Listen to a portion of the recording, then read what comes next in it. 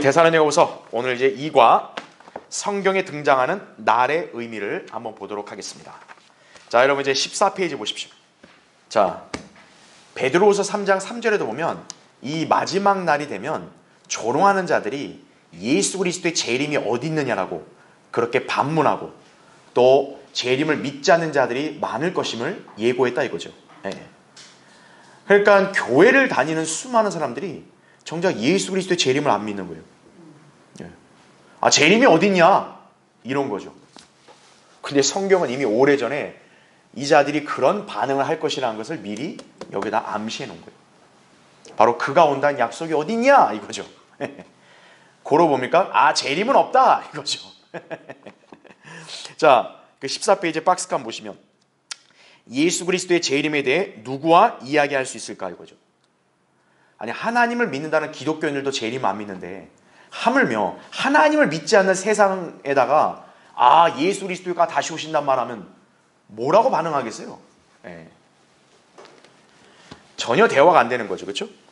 그리고 이 사람들은 종말 또 재림 또 우리가 이러한 얘기를 하게 되면은 무슨 공상과학 영화 얘기하는 줄 그런 식으로 여겨버리는 거예요. 예. 이거는 꾸며낸 게 아니라는 거죠. 예.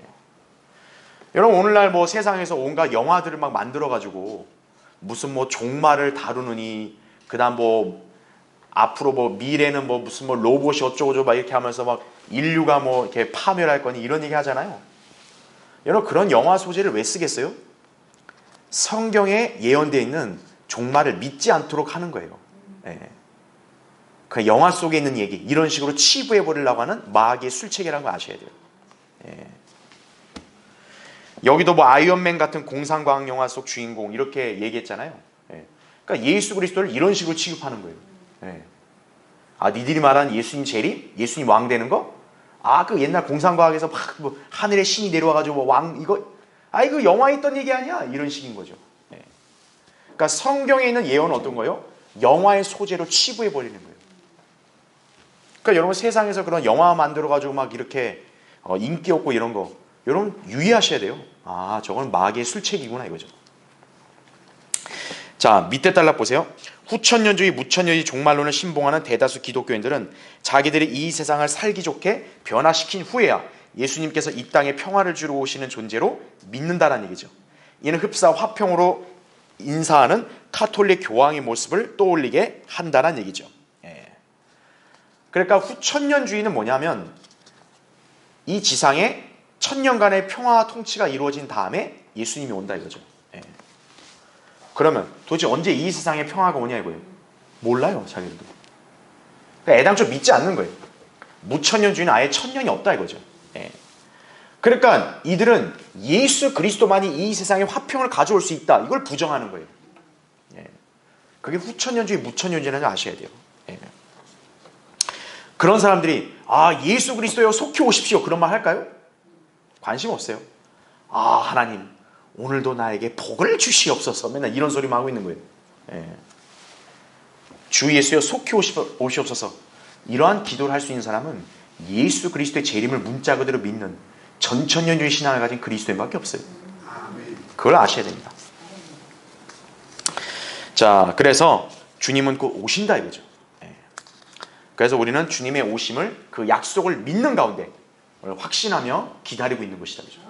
근데 무턱대고 기다리는 게 아니에요. 하나님은 성경에서 분명한 말씀으로 우리에게 알려주신 거예요. 우리는 그 말씀을 기반으로 믿는 거지 그냥 막연하게 예수님 온대 알았어 이렇게 믿는 게 아니에요. 우리는 하나님은 우리 보고 맹목적으로 믿고 따라와 이렇게 하시지 않았어요. 성경에 계시해 놓은 거예요. 그럼 이제 남은 건 뭐냐? 인간이 그걸 믿느냐 믿지 않느냐인 거예요. 그걸로 갈리는 거예요. 자, 이제 15페이지 보십시오.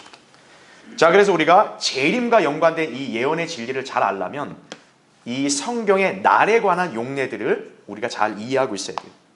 자, 그래서 이 박스칸에 나온 거는 제가 예전에 강의한 내용도 있으니까 여러분 참조하시면 되고요.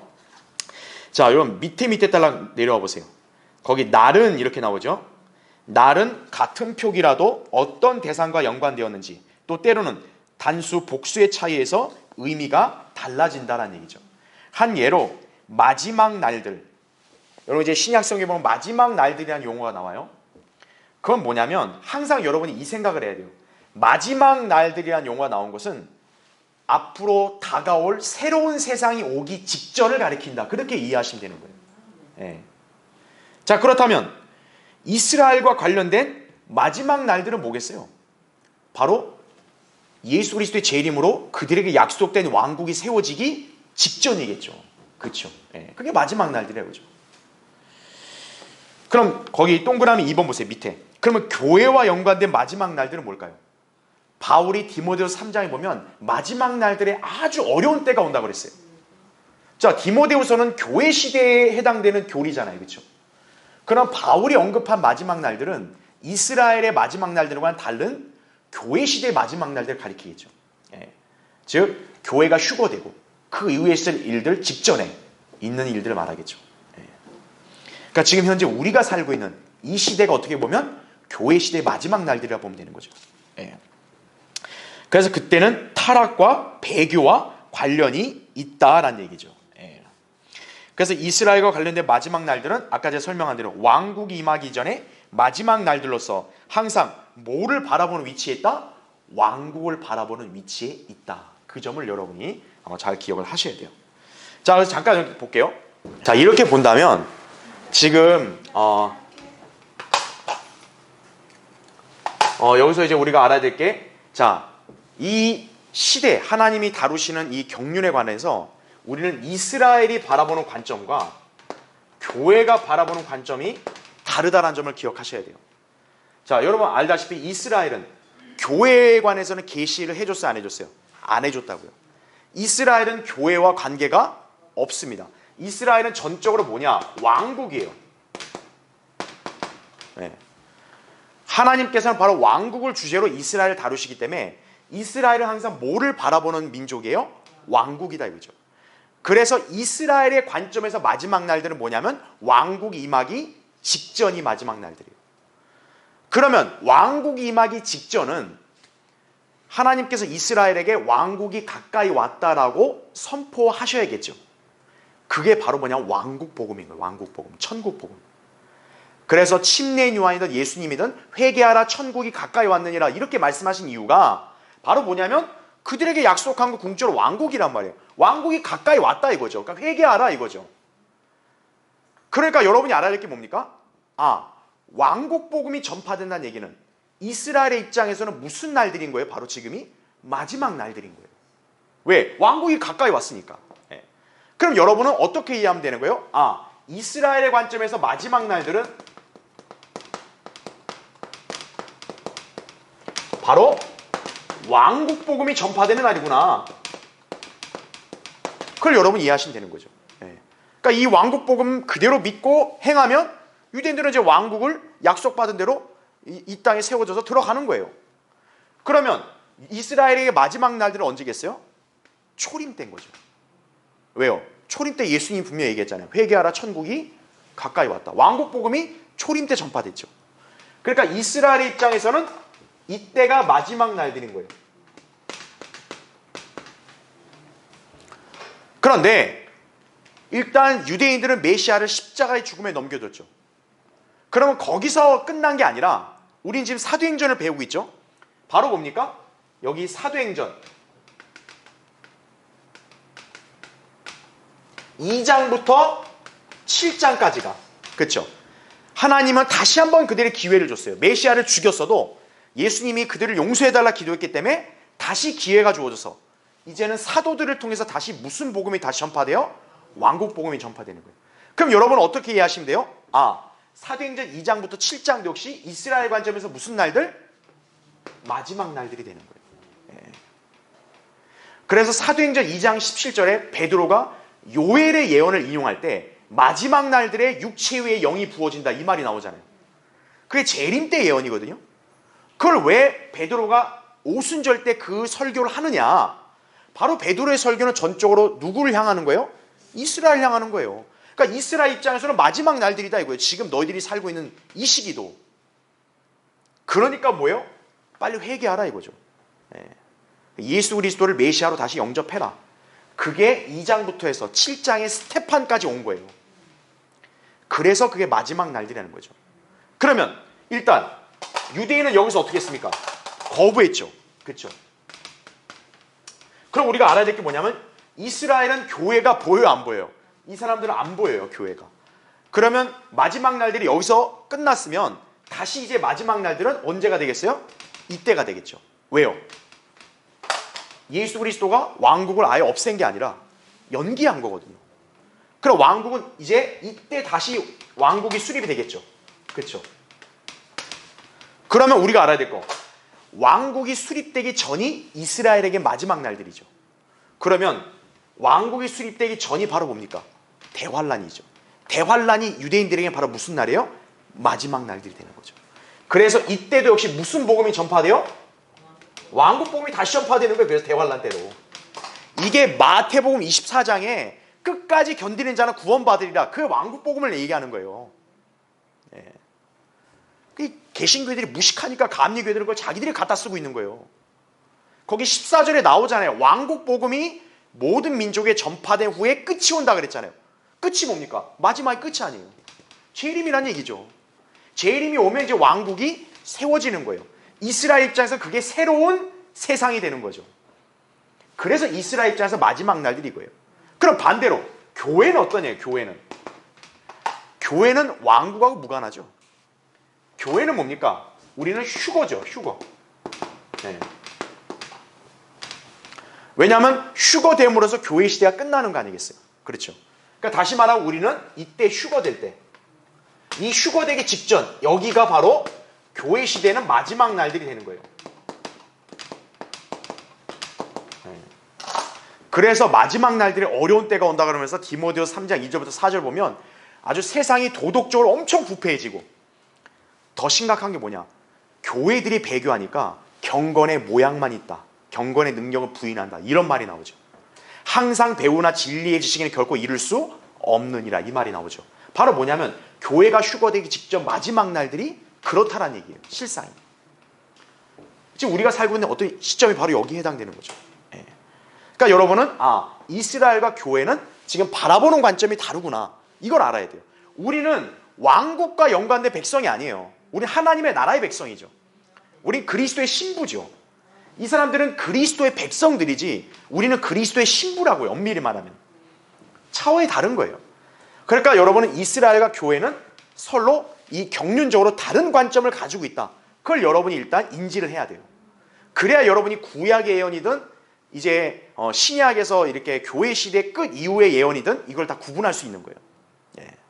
이제 우리가 잠시 뒤에 그리스도의 날이나 주의 날을 공부할 때 여러분 그 점을 잘 이해하시게 될 거예요. 예.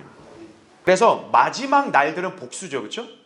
그거 참고로 그 책에 나오지만 단수로 마지막 날이란 말이 있어요. 마지막 날은 부활, 심판, 이거와 연관됐다 이해하시면 돼요. 우리 요한복음 6장 공부할 때 예수님이 아들을 보고 믿는 사람은 마지막 날에 산다 그랬잖아요. 그것도 보면 백보자 심판을 가리키는 거라 했잖아요, 그렇죠? 예. 단수로 쓰일 때는 그런 개념이 있고, 근데 복수로 마지막 날들 이랬을 때는 새로운 세상이 오기 직전에 여러 날들을 포함한다, 그렇게 여러분 이해하시면 되는 거예요. 자, 16페이지 보십시오. 그래서 16페이지에 제가 맨 위에 단락을 얘기한 것은 바로 초림 때도 왜 마지막 날들이라는 용어를 베드로가 사용했냐, 재림이 그 당시에 이루어질 수도 있었기 때문에 마지막 날들인 거예요. 그런데 이미 그건 연기됐죠.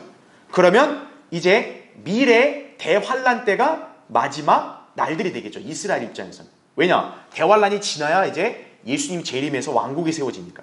그렇죠. 예. 그러면 이제 이스라엘은 그때 회복이 되고 복을 받는 거죠. 예. 그렇게 여러분이 이해하시면 됩니다. 자, 밑에 달락 보세요. 성경의 교리, 특히 종말에 관한 교리를 공부할 때 매우 중요한 위치를 차지하고 있는 것이 바로 날에 관한 부분이다 이거죠. 특히 주의 날, 그리스도의 날, 그리고 하나님의 날은 항상 뭐와 함께 등장한다고요? 예언과 함께 등장한다는 점을 여러분 잘 기억하셔야 돼요. 예. 그래서 이건 단지 24시간으로 된 하루를 말하는 게 아니라 어떤 특정한 기간을 나타낸다. 그러면 잘 보세요. 이러한 날들은 하나님께서 계획하신 왕국과 구속에 대한 각각의 경륜들과 맞물려진다라는 얘기죠. 예. 그래서 이 주의 날은 마지막 날들과 굉장히 밀접한 연관이 있는 거예요. 예. 그러니까 뭐냐면 마지막이다, 끝이다 이거죠. 자, 그럼 끝에 대해서는 성도들과 믿지 않는 사람들은 완전히 결말이 다르겠죠. 성도들에게는 그게 복된 소망인 거고, 믿지 않는 자들은 말 그대로 끝장인 거죠, 그게. 예. 그러니까 주의 날이 그들에게는 두려움과 심판의 날이 된다. 그렇죠. 예. 하지만 믿는 성도들에게는 그게 소망의 날이 된다는 얘기죠. 예. 하나님께서 우리에게 소망으로 약속하신 것이 실현되니까. 그렇죠. 그렇게 여러분이 그런 개념을 알고 계시면 돼요. 자, 이제 16페이지에 그럼 먼저 주의 날에 대해서 한번 보도록 하겠습니다. 자, 밑에 보세요. 이 세 가지의 날들 중에 가장 두드러지고 성경에서 가장 많이 초점을 맞춰 설명하는 날은 자, 무슨 날이라고요? 주의 날이다 이거죠. 예. 그래서 그 밑으로 내려오면 주의 날이라는 표현이 나올 때마다 그날은 심판과 연관되는데 대환란을 포함하여 예수 그리스도의 재림 때 있게 될 커다란 심판이기 때문이다라는 얘기죠. 예. 그래서 이건 제가 예전에도 설명드렸다시피 구약에서 이 주의 날이라는 용어가 나오게 되면 굉장히 분위기가 어때요? 어둡고 암울해요. 예. 왜냐? 그거는 막 이렇게 싱글싱글 웃을 수 있는 날이 아니기 때문에 그래요. 하나님의 진노의 심판이 행해진 날이기 때문에 그래서 어둡고 침침하고 우울하고 슬픈 날이다 이거죠. 예. 자, 그럼 밑에 보세요. 주의 날은 쉽게 설명하자면 자, 우리 주님의 무슨 날이에요? 복수의 날입니다. 예. 그러니까 주의 날이 그래서 이렇게 암울하고 또 우울하고 무서운 거예요. 하나님은 죄에 대해서는 반드시 엄중하게 심판하시는 거예요. 자, 유대인이라고 예외가 있냐? 예외 없다 이거죠. 그래서 유대인에게는 대환란이라는 심판이 주어지는 거예요. 예. 자, 이방인도 역시 대환란의 재앙을 겪죠, 그렇죠? 근데 이방인들은 그걸로 끝나는 게 아니에요. 예수 그리스도가 재림하시면 이제 그들은 진멸되는 거죠. 반면에 이스라엘은 어때요? 남은 자들은 대환란이나 고통을 통과하면 그들은 회복이 되는 거죠. 그게 유대인과 이방인의 아주 현저한 차이란 얘기죠. 그러니까 유대인들의 입장에서 뭐냐면 하나님의 백성인데 하나님을 거역하고 대적한 반역한 죄에 대해서 징계를 받는 날인 거고, 이방인들은 하나님을 믿지 않고 대적함으로써 결국 멸망을 이제 받는 그런 날이란 얘기죠. 자, 나머지는 이제 여러분이 그동안 다 배웠던 내용이니까 이해하시는데 어려움 없어요. 17페이지 보십시오. 자, 17페이지 중간을 보면 자, 그러면 이제 우리는 알았어요. 대환란으로 마지막 날들이고 또 유대인 이방인이 이따 고통을 겪고 그럼 예수 그리스도가 재림하시면 이스라엘의 회개에서 회복이 되고 이방인들은 진멸되죠. 그렇죠? 자, 그러면 그걸로 끝이에요? 아니죠. 그 책에 나온 거 보면 예수 그리스도의 재림으로 시작되는 것은 바로 뭐라는 거죠? 천년 왕국이라는 얘기죠. 예. 자, 스가랴서는 예수 그리스도의 재림과 유엔에 대한 엄중한 심판을 말씀하고 있는데 특히 3장에서는 주의 날의 심판을 말한 이후에 즉시로 예수 그리스도의 의의 통치를 말하고 있다라는 얘기죠. 그래서 거기 박스칸 보면 스가랴 14장 8절부터 10절에 보면 그날에는 이런 말이 나오죠. 자, 우린 이미 배웠어요. 구약이든 또 신약 성경이든 그날이라 했을 때는 예언적으로 주의 날을 가리키는 건데 지금 이 구절에 표현한 거 보니까 여기서 무슨 멸망이라는 단어가 나오는 게 아니라 주님이 통치하신단 말 나와요. 그렇다면 여러분은 어떻게 이해하면 돼요? 주의 날은 재림을 위시해서 뭐도 포함한다? 천년 왕국도 포함한다. 그렇게 여러분 이해하시면 되는 거예요. 예. 그래서 밑에 단락이 바로 그겁니다. 이처럼 주의 날은 천년 왕국의 기간을 포함한다라는 얘기죠. 자, 그리고 계속 보세요. 베드로후서 3장에서는 사탄의 마지막 발악으로 천년왕국이 끝난 후에 있게 된 우주적인 심판, 즉 땅과 하늘이 불로 소멸되는 것까지를 주의 날에 포함시킨다는 얘기죠. 그리고 거기 밑에 보세요. 그러나 주의 날이 밤에 어떻게 온대요? 도둑같이 오리니 그날에는 하늘들이 굉장한 소리를 내며 사라지고 우주의 구성 요소들이 맹렬한 불로 녹아내리며 땅과 그 안에 있는 일들이 타버릴 것이라. 그 다음 페이지요. 그러니까 여러분 여기서 또 뭘 배우는 거예요? 주의 날은 재림, 천년왕국, 거기다가 지금 백보자 심판 이후에 우주가 멸망하는 것까지를 포함하고 있구나. 그렇게 이해할 수 있는 거예요. 그러니까 여러분이 주의 날이라는 용어를 딱 볼 때는 딱 재림, 그 다음에 뭐 대환란 딱 이렇게 한 가지만 국한시키면 안 되고 일단 광범위하게 봐야 되는 거예요. 하나님이 심판하신 날인데 이 심판이 바로 재림 때도 되고 그리고 또 천년왕국 기간도 포함시키고 또 이제 백보자 심판에서 우주가 멸망되는 것까지를 아우른다. 그렇게 이해하시면 되는 거예요. 그러니까 성경을 읽을 때 주의 날이 나오면은 여러분이 그 범위를 두고 그 중에서 지금 이 성경 구절은 어느 사건을 가리키는가 그걸 연상하면 되는 거예요. 예를 들어 뭐 주의 군대가 적그리스도 군대를 섬멸시킨다. 그러면 주의 날에 있는 여러 사건들 중에서 아마겟돈 전쟁 그렇게 이해하면 되는 거죠. 그리고 방금 우리 스가랴 본 대로 그날에는 하면서 주님이 통치하신다고 나온다. 주님이 통치하는 건 천년왕국이죠. 아, 여기서 주의 날은 천년왕국의 사건이구나. 그리고 베드로후서 3장 보니까 주의 날에 하늘들이 막 불에 타 녹아내린다. 이거는 백보자 심판 이후구나. 이 사건이구나. 그렇게 여러분 매치시키면 되는 거예요. 네. 그래서 주의 날이라는 게 예언적으로 굉장히 심오하고 광범위하다는 걸 아셔야 돼요. 자, 근데 18페이지 거기 두 번째 달락 보세요. 자, 근데 한국 교회들이 쓰는 개혁성경 개혁개정판은요. 자, 구약에서 이 주의 날을 뭐로 표기해요? 여호와의 날로 표기해요. 그러면 좀 덜 떨어진 사람들은 아이 뭐 이게 어때서요? 이렇게 얘기한다고요. 근데 그러면은 이게 자칫하면 치명적인 결함이 생깁니다. 왜요? 자, 구약에는 여호와 하나님 한 분이 계시죠. 하지만 신약에서는 여호와 하나님이 이 땅에 육신으로 나타나신 예수 그리스도 아니에요. 그렇죠.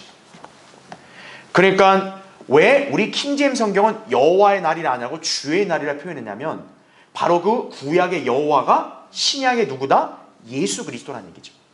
그리고 주의 날이라는 표현이 왜 중요하냐면 그 주의 날은 누가 오시는 것이 중점이에요? 예수 그리스도가 오시는 것이 중점이에요. 그렇기 때문에 예수 그리스도를 가리키는 주라는 표현이 써야 되는 거예요. 근데 만약 개혁 성경대로 여호와라고 표현을 써버리게 되면 이게 그냥 막연해지는 거예요. 여호와의 날. 그거 언제 있어? 답이 없는 거예요. 왜요? 여호와께서 언제 오신단 말이 없거든요. 예. 그러나 신약 성경에는 예수 그리스도가 다시 오신다는 게 분명히 계시돼 있고 다시 오신 이후에 어떤 일이 벌어지는가 요한계시록에 나온다 이거죠. 그 예수 그리스도를 뭐라고 가리키냐면 주라고 가리킨다 이거죠. 그래서 우리가 주의 날이라는 표현을 써야 되는 거예요. 그러니까 개혁 성경에 여호와의 날이라는 표현을 쓴 것은 예수 그리스도가 하나님이라는 걸 가린 것과 동시에 재림에 관한 그런 어떤 순서와 시점까지도 가려버리는 거예요. 그게 굉장한 치명적 결함이라는 거 아셔야 돼요. 자, 그래서 밑에 달락 보면 이와는 별도로 재림을 상징하는 역사적 사건에도 주의 날이라는 표현이 사용된다 이거죠. 사도 바울은 주의 날을 다른 곳에서는 그날이라고 부르는데 구약에 서로 다른 7가지 기간들에 대한 표현이고 그 기간은 약 3800년에 달한다 이거죠. 이건 제가 예전에 데살로니가 전서 강의할 때 우리 책 다 본 거예요. 자, 그래서 넘어가겠습니다. 자, 19페이지 보십시오. 자, 주의 날이라는 개념을 알았다면 그리스도의 날을 볼게요. 자, 오늘 사실 우리가 이 데살로니가후서 2장을 공부할 때 여러분이 반드시 알아야 될 용어가 그리스도의 날인 거예요. 자, 왜 그런지 보세요. 여러분 거기 데살로니가후서 2장 보세요. 자, 오늘은 이제 우리가 2장 1절과 2절을 볼 텐데 자, 거기 보세요. 1절에 형제들아. 자, 먼저 우리 주 예수 그리스도의 뭐요? 오심과 하면서 우리 성경에 콤마가 찍혔죠. 그럼 여러분은 우리 주 예수 그리스도의 오심이 뭡니까? 재림 아니에요? 그러면 콤마를 찍고 그 다음 잘 보세요. 그 앞에 우리가 함께 어떤 날이요? 모이는 일에 관하여 이제 너에게 간구하노니 나오죠. 자, 우리 분명 경륜적인 순서에 따르면 우리가 이제 그리스도인들이 아니겠어요? 그리스도인들이 먼저 함께 모이는 게 휴거 때 있는 일이잖아요. 휴거가 앞이고 재림이 뒤란 말이에요. 그렇죠? 근데 성령님은 이걸 역순으로 기록했다 이거죠. 예. 왜냐하면 성령님께서 우리 보고 성경을 올바로 나누어 공부할 수 있도록 가끔은 이렇게 의도적으로 순서를 바꿔 기록한 경우 있다 이거죠. 그러면 대신 뭡니까? 콤마를 찍고 그 앞에란 말 썼잖아요. 그럼 여러분은 어떻게 이해해야 돼요? 아, 휴거가 먼저예요? 재림이 먼저예요? 휴거가 먼저 앞에 있고 그 다음 우리 주 예수 그리스도가 오신다. 바울은 이렇게 지금 설명하고 있는 거예요. 예. 그러니까 여러분 순서를 잘 잡을 수 있겠죠. 그렇죠? 아하, 예수 그리스도가 먼저 오시는 게 아니라 오시기 전에 먼저 우리가 함께 모인다라는 얘기죠. 그러려면 우리가 휴거가 돼야 우리가 함께 모일 수 있는 거겠죠. 그렇죠? 자, 그러면 2절을 보세요. 영어로나 말로나 또는 우리에게서 받았다고 하는 편지로나, 자, 이렇게 나오죠. 여러분, 편지란 말이 왜 나왔겠어요? 제가 이거 처음에도 설명드렸다시피 데살로니가 성도들에게 누군가가 바울의 이름을 도용해서 편지를 보낸 거예요. 그럼 어떤 편지를 보내냐? 거기 보세요. 그리스도의 날이 가까웠다고 마음이 쉽게 흔들리거나 두려워해서는 안 될 것이라, 이렇게 말합니다. 이게 무슨 말인가 이거예요. 그리스도의 날이 가까웠다, 이렇게 얘기하죠. 예.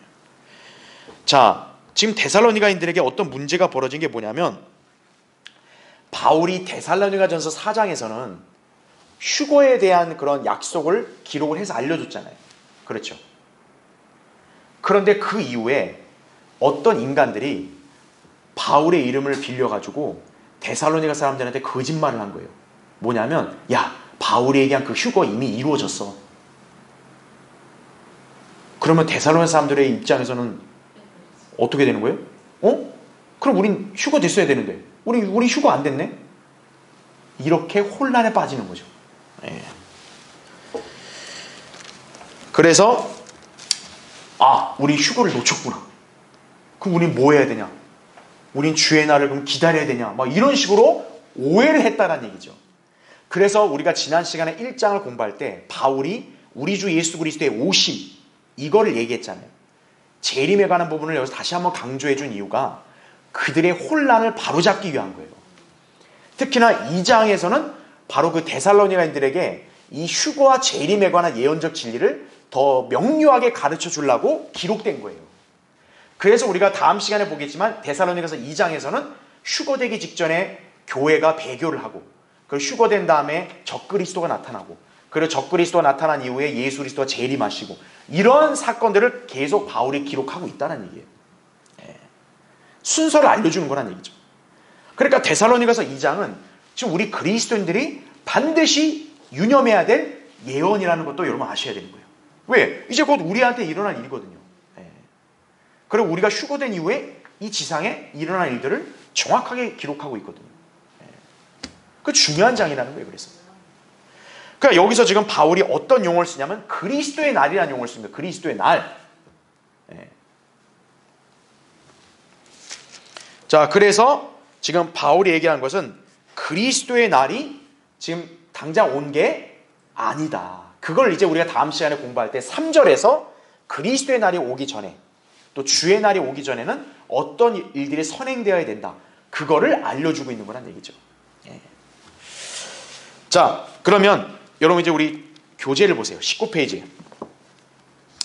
자, 거기 그리스도의 날 해놓고 밑에 보면 요한복음 14장 3절에서는 그리스도의 날이 어떤 속성을 지는지에 대한 암시를 담고 있다.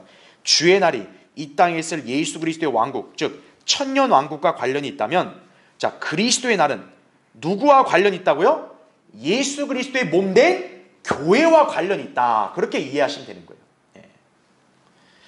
그래서 이 날은 그분의 몸된 교회에 속한 그리스도인들, 즉 신약 성도들이 어떤 걸 받는 날이에요? 완전한 구속을 받는 날이다, 이거죠.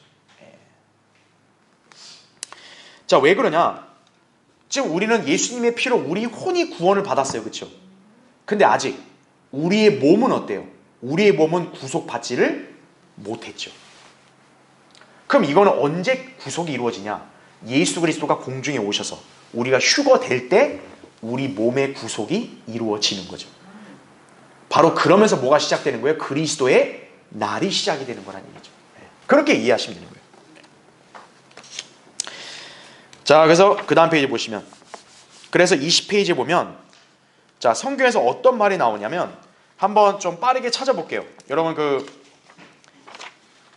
빌립보서 1장 6절 잠깐 보세요.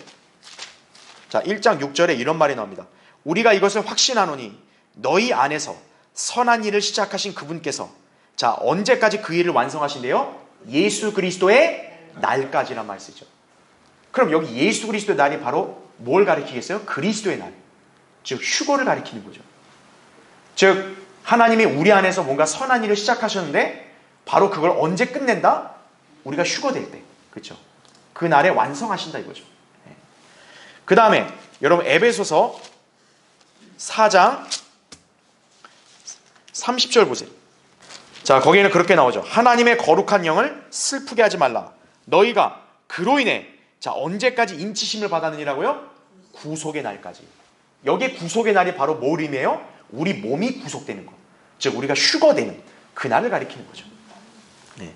그러니까 하나님의 거룩한 영이 언제까지 우리 안에서 인치심이 된 거예요? 휴거될 때까지. 네. 그걸 얘기하는 거라겠죠.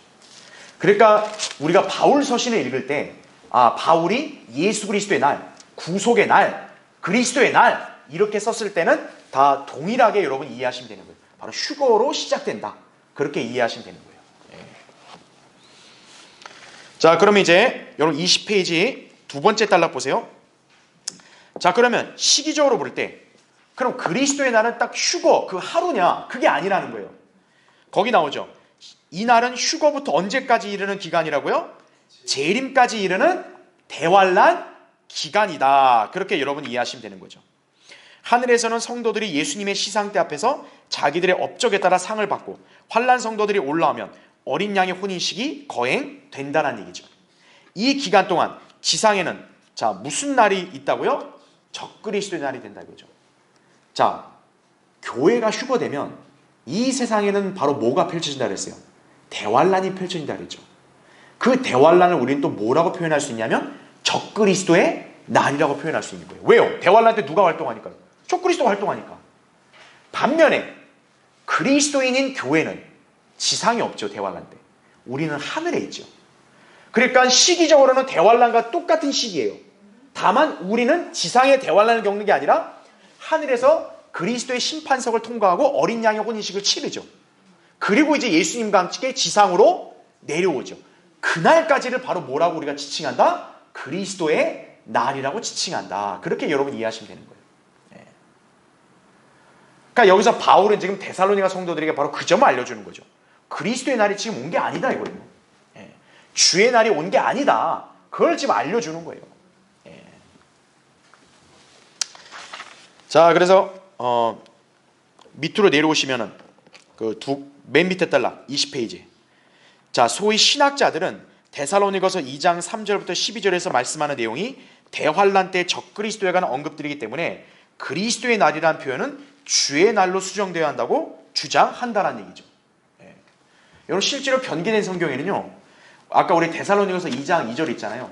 거기 그리스도의 날을 주의 날로 바꿔버린 거예요. 그럼 여러분 볼 때 주의 날도 어쨌든 대환란이니까 괜찮지 않냐? 그게 아니에요. 그리스도인에게는 주의 날과 관계없는 거예요. 대환란과 관계없잖아요. 그리스도인에게는 대환란 기간에는 저 하늘에서 우리는 그리스도와 함께 있는 그리스도의 날을 우리는 지내는 거죠. 그러니까 그 용어 구분을 정확하게 해야 되는데 변개된 성경은 그것도 구분 안 한 거예요. 그러니까 그리스도의 날이라는 표현을 주의 날로 멋대로 바꿔버린 거예요. 그러니까 이 사람들은 이 경륜적인 체계도 모르는 거예요. 그냥 뒤죽박죽이에요. 뒤죽박죽. 자, 보세요. 계속 읽어볼게요. 그러나 앞서 살펴본 바와 같이 바울 서신에서 그리스도의 날은 교회의 휴거와 그리스도의 심판석을 언급하는 것이다 이거죠. 그렇죠? 데살로니가서 2장 1절부터 3절을 이해하려면 그리스도의 날이라는 용어가 주의 날처럼 여러 가지 사건들을 포함하고 있다는 점을 알아야 한다는 얘기죠. 데살로니가서 1장 10절에 근거하여 그리스도의 날에 대해 언급하고 있는 그 날은 휴거뿐만 아니라 뭐도 포함할 수 있다고요? 재림을 포함할 수 있다 이 말이 되는 거죠. 예. 또 밑에 보겠습니다. 신학자들이 오류를 범하는 또 하나의 원인은 사도행전 21장 11절에 찾아볼 수 있는데 거기에는 성령께서 이렇게 말씀하시기라는 특이한 표현이 등장한다 이거죠. 구약에서는 주가이같이 말하노라 라는 표현이 164회나 등장할 정도로 빈번하게 나타나는데 사도행전 21장 11절처럼 표현이 변화된 이유는 당시에 바울과 함께 있던 사람들에게 삼위일체의 세 번째 위이신 성령님의 신성을 계시하기 위함이다라는 거죠. 데살로니가서 2장에서 발견하는 단어의 변화 또한 동일한 목적에서 이루어졌지만 삼위일체의 두 번째 위이신 예수 그리스도의 신성을 강조하기 위해서 사용되었다 이렇게 나오죠. 그러니까 여러분 이 말이 좀 약간 어렵게 느낄 수 있는데 그냥 쉽게 설명드릴게요. 쉽게 말하면 뭐냐면 삼위일체 하나님이 동등하다라는 것을 여기 성경에서 강조하는 거란 얘기예요. 그러니까 구약에서는 주가이같이 말하노라. 그 주가 여호와잖아요. 근데 신약에서는 성령께서 말씀하신다 이런 말이 나와요. 그러면 성령님이 여호와 하나님보다 열등해요? 아니잖아요. 그럼 신약에서 성령께서 이렇게 말씀하신 것은 격이 떨어지는 거예요? 아니잖아요. 다 동일한 하나님이란 얘기죠. 예. 근데 성령께서 말씀하신 거라는 걸 강조한 이유가 이거냐면, 생각해 보세요. 오순절 때 예수 그리스도 올라가시고 누가 강림했어요? 성령이 강림하셨잖아요. 지금 이 교회 시대는 누가 중점적으로 사역하세요? 성령님이 사역하신다고요. 우리를 진리로 인도하신 분도 누구예요? 성령님이시라고요. 성도들 안에 진리의 영이 내주하신다 이거죠. 그렇기 때문에 성도들이 주님을 섬기든 어떤 삶을 살든 무엇을 행동하든 누구의 인도하심을 따라야 돼요?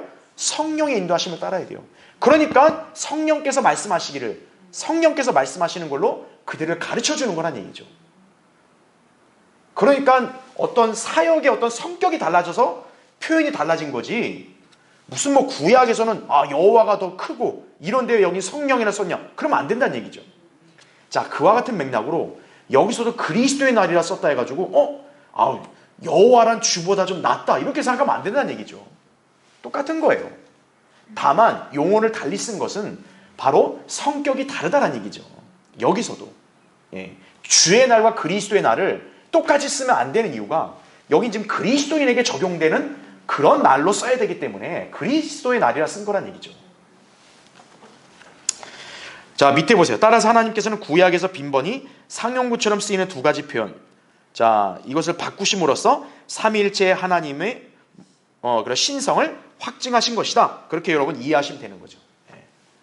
그러니까 여러분이 알아야 될 게 뭐예요? 이 배교한 교회들이 쓰는 변개된 성경은 마귀가 교묘하게 변개시켰다는 얘기예요. 은근히 예수 그리스도와 성령의 신성을 격화시키는 거예요. 은근히. 여러분 드러내놓고 그렇게 하면 사람이 안 속죠. 야, 이건 너무 잘못했다, 바로 알아버리죠, 단번에. 그러니까 어떤 거예요? 아주 교묘하게 해야 그냥 속는 거죠. 여기가 좀 그래도 딴 데 괜찮네 이렇게 가는 거죠. 여러분 그걸 잘 기억하셔야 돼요. 그렇죠? 자, 21페이지의 맨 밑에 하나님의 날 보겠습니다. 자, 여러분 이거는 여러분 이제 그 베드로서 거기 3장 12절 13절 나오는데 22페이지 한번 보세요. 여러분 22페이지에 박스칸을 보면요, 거기 3장 12절 13절 볼게요. 자, 무슨 날이 오기를 고대하고 열망하라 나와요? 하나님의 날이 오기를 고대하고 열망하라 이렇게 나와요. 잘 보세요. 그때는 하늘들이 불에 타서 녹아버리고 우주의 구속 요소들도 맹렬한 불에 녹아내릴 것이나 우리는 그의 약속대로 의가 거하는 새 하늘들과 새 땅을 기다리도다 이렇게 말씀하고 있죠. 여러분 이거 언제 있는 일이에요? 백보자 심판 끝나면 우주가 불에 타잖아요.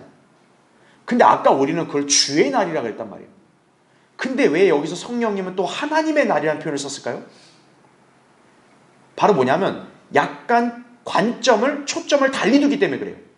무슨 말이냐면 여기 22페이지 그 메뉴의 단락에서 세 번째 줄 보세요. 두 번째 줄, 세 번째 줄. 10절에서 말한 주의 날이 우주가 소멸되는 것으로 끝나는 반면 12절에서의 하나님의 날은 우주가 소멸되는 것으로부터 시작되는 무슨 날을 말해요? 새로운 날을 말한다. 다시 말하면 영원 세계를 말하는 거예요. 그러니까 하나님의 나라는 표현을 쓴 건 뭐냐면 백보자 심판을 통해서 우주가 불로 타서 멸망하는 그 사건까지는 주의 날에 해당될 수 있는데 그걸로 끝나는 게 아니죠. 여기 우주, 천재 하늘과 땅이 불타버리면 새 하늘과 새 땅, 영원 세계가 시작되죠. 거기로 초점을 맞출 때는 하나님의 날이라는 표현을 쓴다. 그렇게 이해하시면 되는 거예요. 그러니까 결과적으로 뭡니까? 사실 이어지는 건데 용어는 그렇게 약간 바뀌어서 쓰인다. 그렇게 이해하시면 되는 거죠. 자, 그러면 잠깐 한번 볼게요. 여기. 이렇게 우리가 이렇게 경륜적인 체계를 이렇게 도표로 그려본다면, 일단 제가 얘기했죠. 주의 날이라는 이 용어가 굉장히 광범위한 기간을 포함한다 그랬죠. 그래서 아까 뭐 유대인들의 관점에서 본다면 초림 때도 사실 주의 날이 이루어질 수 있는 거였잖아요. 그렇죠?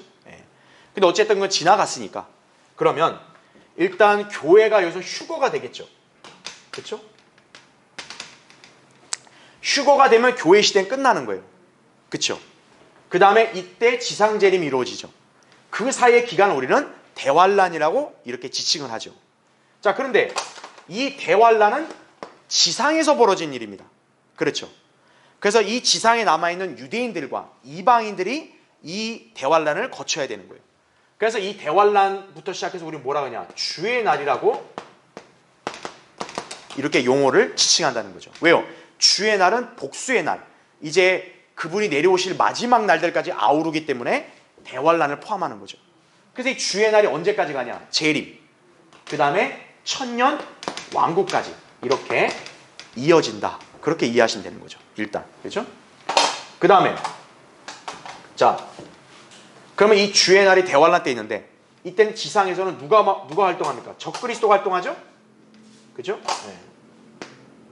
그래서 아까 제가 얘기했던 대로 적그리스도의 날이라 할 수 있고, 또 인간의 날이라 할 수 있습니다. 왜냐하면 지상에 인간들이 여기서 이렇게 있는 거니까. 그렇죠? 그러면 하늘은 뭘까요? 교회는 휴거가 됐잖아요. 바로 이걸 뭐라고 한다? 그리스도의 날이다. 이렇게 표현한다는 얘기죠.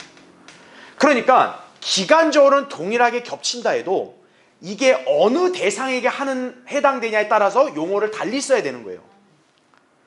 교회는 대환란 때 남아있지 않는다고요. 교회는 대환란 때 천상의 그리스도와 함께 있죠. 그래서 휴거와 더불어서 이때 뭐가 있냐면 그리스도의 심판석이 있죠. 그 다음에 혼인식 있죠. 그리고 끝나야지 뭐 하는 거예요? 예수님과 함께 재림하는 거죠. 그래서 그리스도의 날은 휴거만 가리키는 것도 아니고, 휴거에서 그리스도의 심판서, 그 다음 어디까지? 재림까지를 가리킨다 이거죠. 이게 그리스도의 날인 거예요. 예. 그러니까 여러분이 정확하게 이해하려면 그리스도의 날은 지상의 7년 대환란이 펼쳐질 동안 하늘에서 있게 될 것이다. 그렇게 이해해야 되는 거예요. 그러면 주의 날은 언제까지 가요? 아까 재림을 하면 천년 왕국, 이때까지 가죠. 그 다음 언제까지 가냐? 이 천년 왕국 끝나면 백보자 심판이 있다고 제가 말씀을 드렸습니다. 백보자 심판 때 바로 우주가 어떻게 돼요? 소멸되죠. 바로 주의 날은 여기까지 포함한다는 얘기죠. 근데 그럼 이걸로 끝이냐? 그게 아니라 영원 세계가 이어지잖아요. 바로 영원 세계, 그러니까 여기서부터 영원 세계를 아우를 때는 하나님의 날, 이런 표현을 쓰는 거예요. 그러니까 우리가 용어적으로 볼 때는 주의 날이 워낙 광범위해서 다 포함하고 있지만, 이게 어느 시대, 어느 대상을 겨냥하고 있느냐, 이거에 따라서 용어를 달리 사용해야 된다는 얘기죠. 그러니까 데살로니가서 2장은 어때요? 지금 바울이 데살로니가 성도들, 그리스도인들을 겨냥해 쓰고 있기 때문에 너희들이 휴거에 대해서 좀 헷갈려하고 있으니 그리스도의 날이라는 용어를 먼저 쓴 거예요. 그러면서 그리스도의 날이 오기 전에 앞으로 어떤 일이 선행될 거다. 그러고 나서 이제 재림이 있고, 그런 것을 이제 우리가 다음 시간에 3절부터 살펴볼 말씀에 다 언급되고 있다는 얘기죠. 그러니까 여러분은 이 체계를 잘 알고 있어요. 어떤 거예요? 성경에서 왜 성령님은 이 용어를 여기다 썼고, 왜 구절의 순서를 이렇게 기록을 했고, 여러분이 그걸 헷갈리지 않고 명료하게 알 수 있는 거죠. 그렇죠? 네. 이제 22페이지 밑에 단락은 여러분이 이제 읽으면 다 알 수 있는 날이에요. 자, 구원받지 못한 죄인들에게는 이 하나님의 날에 오는 게 좋겠어요? 끔찍하죠. 무서운 거죠. 다만 이들이 성경을 믿지 않고 모르니까 저렇게 그냥 생각 없이 사는 것뿐이지, 사실 이거 제대로 안다면요, 구원받지 않고 이 땅을 살고 있는 것은 끔찍하고 비참한 일인 거예요. 자, 그 밑에 단락도 이렇게 나오죠. 우리가 살고 있는 이 세상은 아담 이래로 저주받은 상태 그대로 지금까지 이어지고 있다 이거죠. 그러나 모든 그리스도인이 잘 알고 있듯 주님이 재림하시면 이 땅은 새롭게 변화될 것이다 이거죠. 이때가 예수 그리스도께서 예루살렘에 있는 보좌에서 다스리게 될 천년왕국 기간이다 이거죠. 그러나 이것이 다가 아니다. 이 아름답고 평화로운 천년왕국도 때가 차게 되면 하나님의 또 다른 경영 방침에 따라 새로운 시대가 펼쳐지게 된다 이거죠. 그게 바로 우리가 잘 아는 영원 세계인 거죠. 그래서 우리가 그걸 하나의 그림으로 볼 수 있는 게, 하나님이 6일간 창조하시고 7째 날은 쉬셨다고 나오죠. 근데 특이한 표현이 뭐냐면, 창조 1일부터 6일까지는 저녁과 아침이 되니 첫째 날, 둘째 날 이런 표현이 다 나오는데, 일곱째 날에는 저녁과 아침이 되냐는 말이 나와 안 나와요? 안 나옵니다. 왜냐? 일곱째 날과 여덟째 날은 이어지기 때문이에요. 마찬가지로 천년왕국에서 끝나는 게 아니라 천년왕국에서 영원은 바로 이어지는 거예요. 거기서는 이제 끝이라는 게 있어 없어요? 없는 거죠. 그래서 일곱째 날에는 저녁과 아침이 되니 끝을 나타내는 일곱째 날 이런 표현이 없는 거예요. 일곱째 날부터는 그냥 계속 영원히 가는 거예요. 그러니까 천년왕국도 뭐냐? 잠깐 천년이지만 어쨌든 영원 세계로 그냥 바로 직행하는 거예요. 그걸 우리에게 알려준다는 얘기죠. 이게 바로 전천년주의 성경 해석 체계예요. 이거를 감리교나 그 장로교 그 사람들처럼 후천년 무천년주의로 관점을 갖고 봐봐요. 이거 알아듣겠어요? 이해하겠어요? 아 이거 머리 아파. 야 그만 얘기해라. 빨리 예수 잘 믿고 돈이나 많이 벌자. 이런 소리 하고 있는 거예요. 그래서 여러분은 하나님께서 이렇게 계시해 주신 이 예언적인 체계를 잘 안다면 하나님의 그 예언의 말씀도 우리에게 주신 약속의 말씀도 반드시 이루어질 거라는 것을 늘 소망하며 살아야 된다 이거죠.